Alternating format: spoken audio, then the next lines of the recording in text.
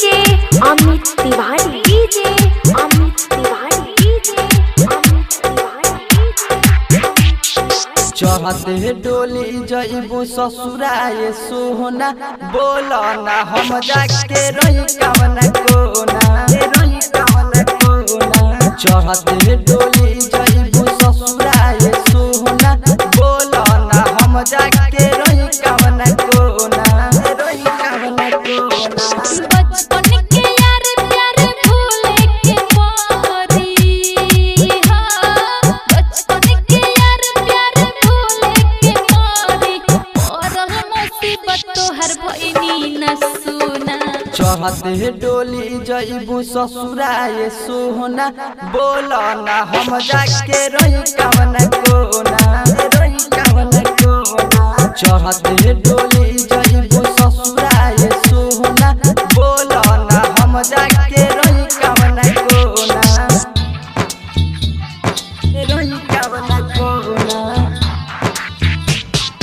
DJ Amit Tiwari, DJ Amit Tiwari, DJ Amit Tiwari. अपहर hi tech recording studio Khudaibagh Saran.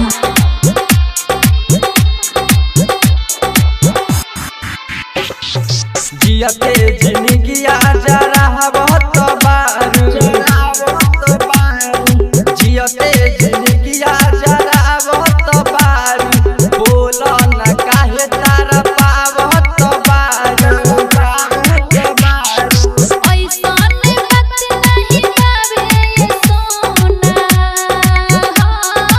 ऐसन बात नहीं बाबे सोना, सैया जी ना छोरे मोबाइल थोरा। चढ़ते डोली जइबू ससुराए सोहना, बोला ना हम जाके रही कवना कोना, रही कवना कोना। चढ़ते डोली जइबू ससुराए सोहना, बोला ना हम जाके रही कवना कोना, रही कवना कोना। DJ Amit Tiwari, DJ Amit Tiwari, DJ Amit Tiwari. अपहर